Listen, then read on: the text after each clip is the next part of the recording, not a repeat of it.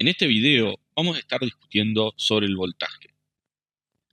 Aprenderemos qué es el voltaje y diferencia de potencial, cómo medir el voltaje y la diferencia entre continua y corriente alterna. Finalmente, veremos brevemente por qué y cómo varían los voltajes en el mundo.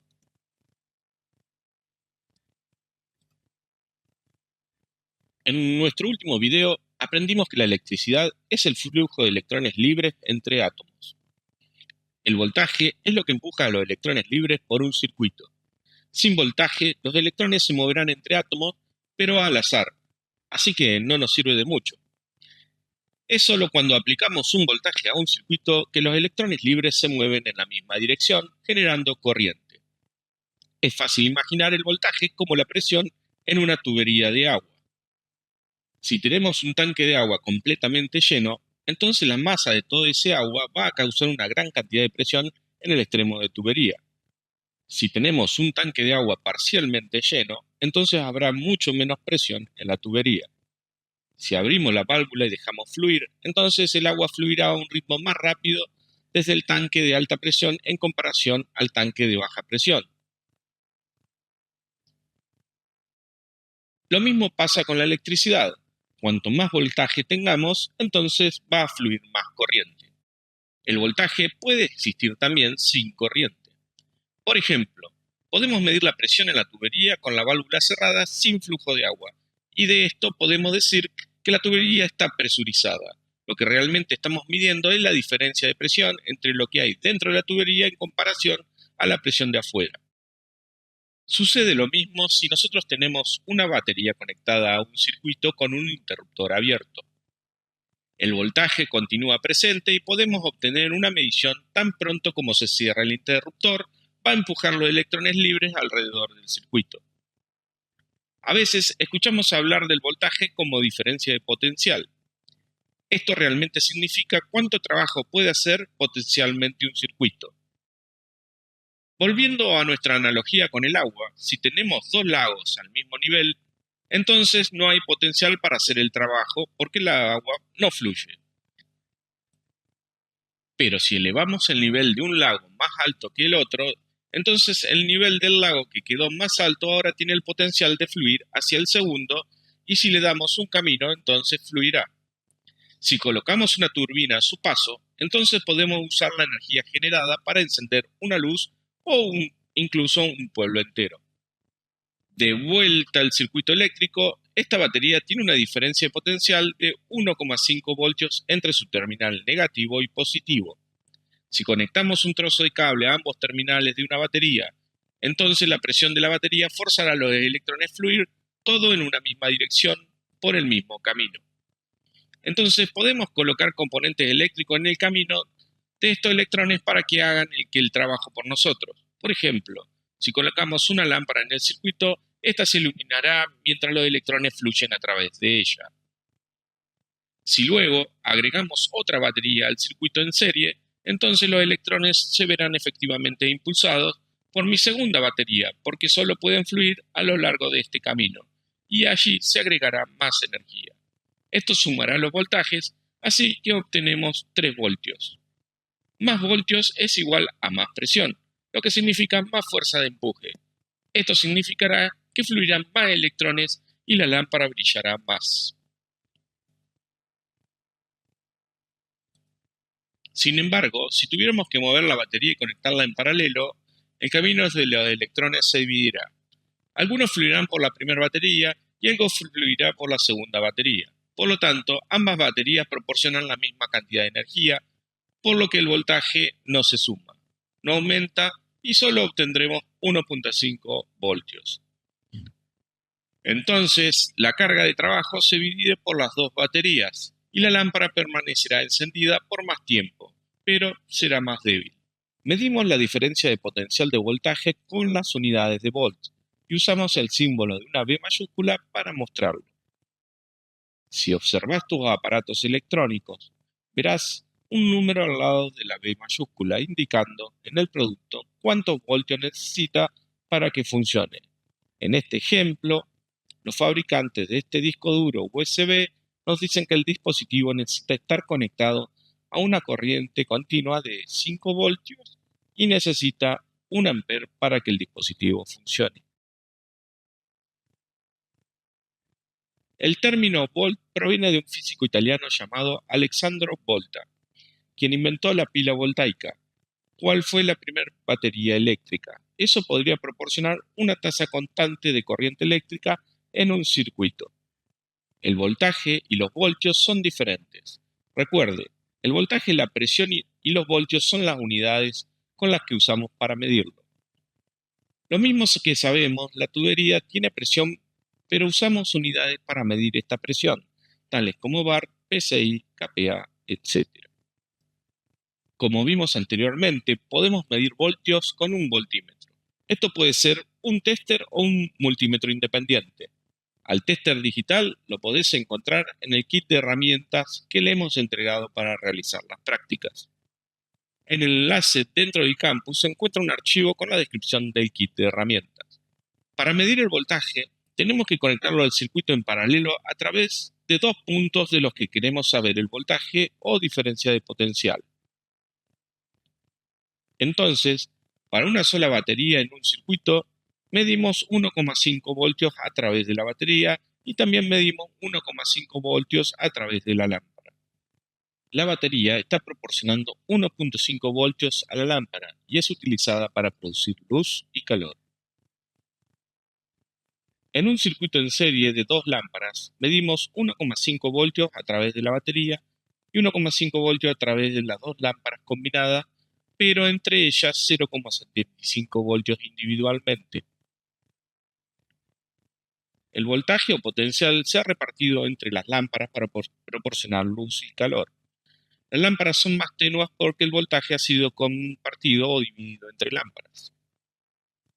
Nuevamente cubriremos esto con más detalles en los trabajos prácticos. Entonces, ya hemos visto que el voltaje y los voltios son diferentes. El voltaje es presión y voltios es la unidad de medida. Entonces, ¿qué significa un volt? Se requiere un voltio para conducir un coulomb, o aproximadamente 6.242 cuatrillones de electrones, a través de una resistencia de 1 ohmio en un segundo. Esto sigue siendo un poco confuso. Otra forma de explicar esto es que para alimentar esta lámpara de 1,5 vatios con una batería de 1,5 voltios requeriría un columpio o 6.242 cuatrillones de electrones que deberían fluir desde la batería y a través de la lámpara cada segundo para que se quede encendida. Para alimentar esta lámpara de 0,3 vatios con una batería de 1,5 voltios requeriría 0,2 coulombios aproximadamente, 1.872 cuatrillones, 600 trillones de electrones para fluir desde la batería y a través de la lámpara cada segundo para que se mantenga encendida. Si tratamos de usar un menor voltaje, la lámpara se encendería, pero disminuye en brillo a medida que disminuye el voltaje. Eso es porque hay menos presión para forzar electrones a través de él. Menos electrones fluyendo, menos luz se puede producir. Las lámparas solo están clasificadas para cierto voltaje y corriente.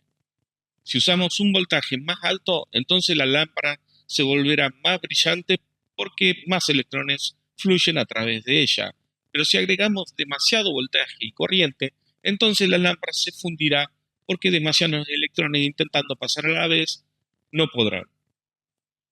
Si observamos algunas baterías típicas, podemos ver una batería AA que tiene un voltaje de 1,5 voltios y una cuadrada que tiene un voltaje de 9 voltios. Estas son fuentes de corriente continua, es decir, la presión que proporcionan mueve los electrones en una corriente constante en una sola dirección, muy parecido al flujo de agua del río. Hemos cubierto y vamos a cubrir pronto con más detalle este concepto con respecto a la tensión de corriente continua y corriente alterna, que es muy importante. El voltaje directo es generalmente representado con una V mayúscula, con algunos puntos por encima de esto y una pequeña línea horizontal, como se ve en el multímetro. En el ejemplo se muestra cómo medir corriente continua. El voltaje que se encuentra en los enchufes del hogar es voltaje alterno. Esta es una forma diferente de electricidad. Esta forma de voltaje alterno es cuando los electrones alternan entre fluir hacia adelante y hacia atrás porque la polaridad del circuito está cambiando como la marea del mar. Si trazamos este voltaje en función del tiempo, obtendríamos una onda senoidal a medida que avanza y se eleva a su máximo, y luego comienza a declinar, pasa por cero y ahora actualmente fluye hacia atrás, pero luego alcanza su mínimo e invierte la dirección nuevamente. Esto generalmente se representa con una B mayúscula con una línea de onda por encima. Puedes ver eso en el tester indicado aquí para medir voltaje de corriente alterna. Puedes ver aquí cómo se encuentra seleccionada la opción de corriente alterna en el tester. El voltaje en los enchufes comunes del hogar varía según donde estamos en el mundo. La mayoría utiliza 220 a 240 voltios, pero en Norteamérica, América Central y algunos países de América del Sur, así como otros países esparcidos por el planeta, usarán de 110 a 127 voltios. Podemos medir el voltaje en nuestro enchufe y ver que realmente cambia ligeramente a lo largo del día, tal cual la demanda de la red eléctrica varía, y podemos hacerlo usando un tester o un multímetro. Como ya lo hemos dicho antes, en el tester o multímetro no ha sido proporcionado con el kit de herramientas. La razón de diferentes voltajes alrededor del mundo se remonta al principio del siglo, cuando la electricidad comenzó a ser distribuida. En estos momentos no había estandarización, entonces para cada distribución de red tenía su propio voltaje y frecuencia, que cada uno de los ingenieros consideraba mejor. Finalmente, con el tiempo, algunas compañías crecieron y dominaron el mercado, y así se estandarizaron el voltaje y frecuencia, así como productos y servicios se iban expandiendo. Los gobiernos también tuvieron que intervenir y aprobar leyes y regulaciones, de modo que la gente pueda comprar productos fácilmente y que se pudieran comercializar en otros países. Esto sigue siendo un problema hasta el día de hoy, pero bueno, es demasiado tarde para arreglarlo. Por ejemplo, ahora todo el mundo es dependiente de sus dispositivos eléctricos y necesitaríamos reemplazarlos o modificarlos a todos para resolver el problema. Por ejemplo, si tomamos un secador de pelo de los Estados Unidos que tiene un voltaje de 110 voltios y lo conectamos a un toma corriente de Europa que tiene 220 voltios, el secador de pelo a plena potencia se quemará porque hay simplemente demasiado voltaje o demasiada presión y el dispositivo simplemente no puede hacer frente porque no está calculado para eso. En cambio, si tomáramos un secador de pelo de Europa y lo enchufáramos en uno de Estados Unidos, probablemente no se encenderá, pero si lo hace, no va a ser muy fuerte, va a ser bastante débil porque simplemente no hay suficientemente voltaje para que funcione. Sin embargo, algunos productos pueden usarse a diferentes voltajes también. Para eso, necesitamos revisar las etiquetas del fabricante en el producto si el mismo ha sido diseñado para funcionar a diferentes voltajes. Por ejemplo, este cargador de computadora portátil muestra que puede usarse entre los voltajes de 100 a 240 voltios, mientras que este otro cargador solo está clasificado para voltajes de 220 a 240 voltios. Bien chicos, esto es todo por hoy. Pero si quieren continuar con su aprendizaje, pueden revisar en el campus o consultar con el tutor por el trabajo práctico. Por las dudas, dejen sus preguntas en la sección que corresponda y síguenos por nuestros canales habituales. Una vez más, gracias por la atención y hasta la próxima.